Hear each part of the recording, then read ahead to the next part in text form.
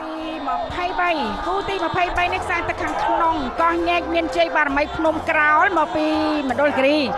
ចាខ្សែទឹកខាងក្រៅកក់ព្រះច័ន្ទសែនជ័យមកពីខាងកំពង់ស្ពឺចាឃើញថាលឿនដាច់តែម្ដងហើយខ្សែទឹកខាងក្នុងកោះញែកមានជ័យបារមីភ្នំក្រោលមកពីខាងមណ្ឌលគិរីទឹកដីត្រជាក់ត្រជុំចាធម្មជាតិដាច់ចាដាច់តែម្ដងឆ្លៀតក្នុងឱកាសដ៏វិសេសវិសាលនេះអ្នកខ្ញុំសូមជំនុំមុខឲ្យគណៈកម្មការ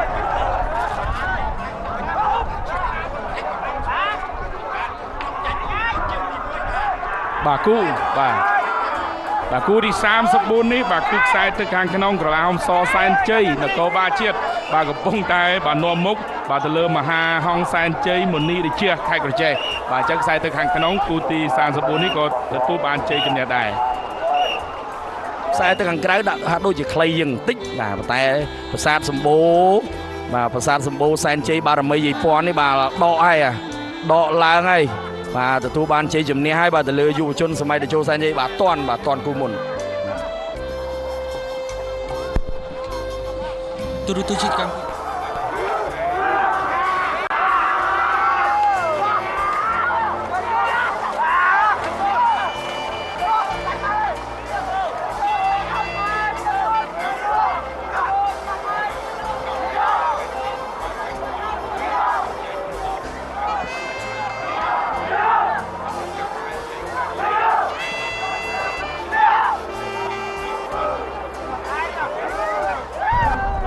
បាទគូទី36ខ្សែទឹកខាងក្នុងប្រាសាទសម្បូរសែនជ័យបារមីយាយពាន់តែអញ្ជើញមកពីខេត្តកំពង់ធំបាទទទួលបានជ័យជំនះហើយបាទដាច់ឆ្ងាយណាស់បាទទៅលើនាគរាជមនោមាសសែនជ័យមកពីខេត្តព្រៃវែង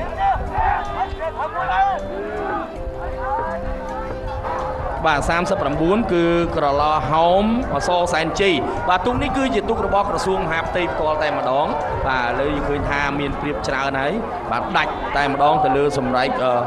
គុជរាជសីបារមីទួលត្រង់បាទទូកនេះគឺទូកផុនក្រសួងមហាផ្ទៃផុននគរបាលជាតិបាទទទួលបានជ័យជំនះហើយបាទចំណែកឯគូទី40ខ្សែទឹកខាងក្នុង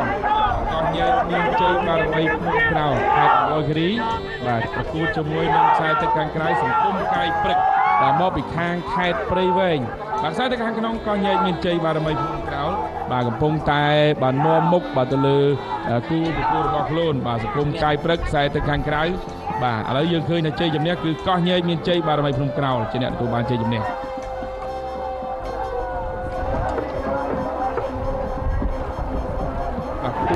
គូទី42បាទខ្សែទឹកខាងក្នុងសសយកក្រុងគូរៀងខេត្តព្រៃវែងបាទជាមួយនឹងខ្សែទឹកខាងក្រៅព្រះទីនាងសុពណ៌ជ័យខេត្តក្រចេះបាទឃើញថាទូកបាទខ្សែទឹកខាងក្នុងសសយកស្រុកគូរៀងបាទកំពុងតែបាទនាំមុខបាទទៅលើគូប្រកួតរបស់ខ្លួនបាទឥឡូវយើងឃើញហើយបាទខ្សែទឹកខាងក្នុងសសយកស្រុកគូរៀងបាទគឺមកដល់ទីព្រ័ត្រមុនព្រះទីនាងសុពណ៌ជ័យខេត្តក្រចេះ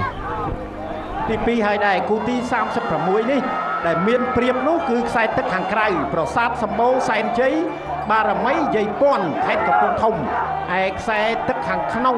នាគរាជមនោមាសសែនជ័យខេត្តព្រៃវែងបាទគឺប្រាសាទសម្បូរសែនជ័យបារមីយាយពាន់កំពង់ធំបាទគឺដាច់គូប្រកួតឆ្ងាយណាស់សម្រាប់ជើងទី2នេះទៅលើនាគរាជមនោមាសសែនជ័យព្រៃវែងគូទី39ក្រឡាហោមសសែនជ័យបាទទូកនេះគឺជាទូកនគរបាលជាតិបាទគឺជាទូករបស់នគរបាលជាតិដែលការវិជើងទី1ខ្សែទឹកខាងក្នុងទទួលបានជ័យជំនះឥឡូវបដូរខ្សែទឹកបាទត្រឡប់ទៅខ្សែទឹកខាងក្រៅនៅតែនាំមុខទៅលើសម្រែកគុជរាជសីបារមីទួលត្រង់ខេត្តកំពង់ចាមបាទទូកនេះទទួលបានការឧបត្ថម្ភពីសម្ដេចកន្លះហោមបាទគឺឥឡូវនៅទទួលបានជ័យជំនះទេទាំងពីរជើងតែម្ដង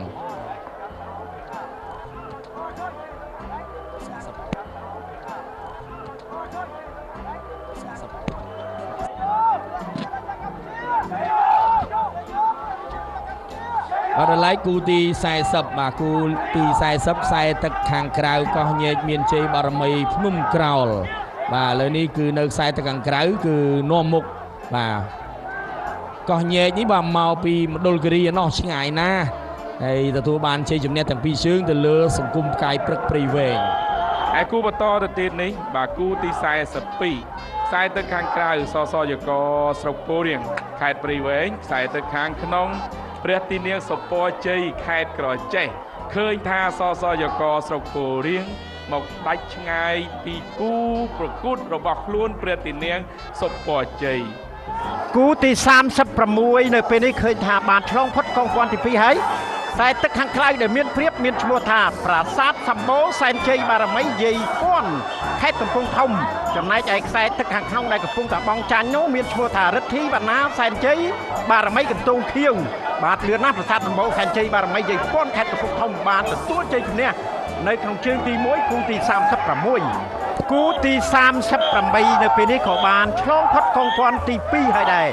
ហើយទូកដែលកំពុងតែមានព្រៀបស្ថិតនៅក្នុងខ្សែទឹកខាងក្នុងគឺសសយកស្រុកពោធិ៍រៀងខេត្តព្រៃវែងចំណែកឯខ្សែទឹកខាងក្រៅដែលបង់ចាញ់មានឈ្មោះថាច័ន្ទវាសនាមហាផ្កាយព្រឹកបាទគឺដាច់ឆ្ងាយណាស់ព្រោះប្រព័ន្ធយុវជនកម្ពុជាស្រុកពោធិ៍រៀងរបស់ខេត្តព្រៃវែងស្ថិតខ្សែទឹកខាងក្នុងហាក់ដូចជាដាច់គូប្រកួតតែម្ដងហើយបាទ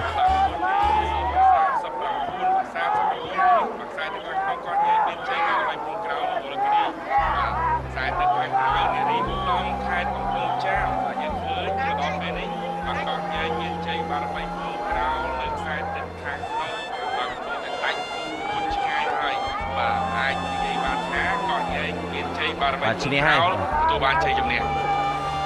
គណៈកម្មការទូកស្រុកស្អាងសូមថ្លែងអំណរគុណយ៉ាងជ្រាលជ្រៅជូនចំពោះឯកឧត្តមប្រាក់សុខុនឧបនាយករដ្ឋមន្ត្រីក្រសួងការបរទេសនិងសហប្រតិបត្តិការអន្តរជាតិដែលបានឧបត្ថម្ភថវិកាចំនួន42លានរៀល តាក់ទងទៅនឹងពីស្លោករបស់អគ្គលេខាធិការដ្ឋានអាជ្ញាធរជាតិយុវឆាងគ្រឿងញៀនក៏បានខិតខំក្នុងការបំពេញការងារជាច្រើនផងដែរដើម្បីរួមគ្នាប្រយុទ្ធប្រឆាំងគ្រឿងញៀនត្រូវឆ្លើយថាទេចំពោះគ្រឿងញៀនមន្ត្រីអនុវត្តច្បាប់ម្នាក់ជាអ្នកផ្ដល់ប្រឹក្សាម្នាក់ក្នុងការជួយព្យាបាលអ្នកញៀនគ្រឿងញៀនមន្ត្រីអនុវត្តច្បាប់ជាដៃគូចាំបាច់សម្រាប់ការងារព្យាបាលអ្នកញៀនគ្រឿងញៀនដោយផ្អែកលើសហគមន៍ចូលរួមគ្នាជំរុញអ្នកញៀនគ្រឿងញៀនទៅទទួលយកការព្យាបាលនៅតាមមណ្ឌលសុខភាពនិងមន្ទីរពេទ្យបង្អែក $100 តាសាននឹងនិយាយអ៊ីម$30លោកសេងងីនិងលោកស្រី$25ហើយមានគ្រឿងឧបភោគបរិភោគជាច្រើនទៀតសូមថ្លែងអំណរគុណបាទយើងឃើញហើយបាទខ្សែទឹកខាងក្រៅបាទក្រឡាហុំសសែនជ័យបាទនគរបាលជាតិបាទកំពុងតែនាំមុខហើយបាទគឺពិបាកតាមដែរបាទមកដល់ចំណុចនេះគឺលបឿនប្រហាក់ប្រហែលគ្នាបាទគឺគ្រាន់តែថាអ្នកនាំមុខគឺមានព្រៀបច្រើនជាងហើយគឺកលាហុំសសែនជ័យទទួលបានជ័យជំនះលើពេជ្រវាសនាពូសាឡាមហាសែនជ័យទូរទស្សនិកជនជាទីគោរពនៅក្នុងឱកាសនៃព្រះរាជពិធីទូកគូទី36ដែលវគ្គស្លាកលេខ24បាទខ្សែទឹកខាងក្នុងខ្សែទឹកខាងក្នុងនេះគឺមានឈ្មោះថាប្រាសាទសម្បូរសែនជ័យបារមីយាយពាន់របស់ខេត្តកំពង់ធំចាលបឿននៃការអមរបស់គាត់គឺលឿនលយមែនតែនចាឈ្នះដៃគូដាច់តែម្ដងដូច្នេះខ្ញុំអាចជម្រាបជូនថា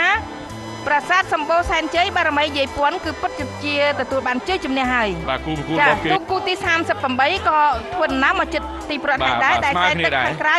មានឈ្មោះថាសសយកក្រុងពោធិ៍រៀងខេត្តព្រៃវែង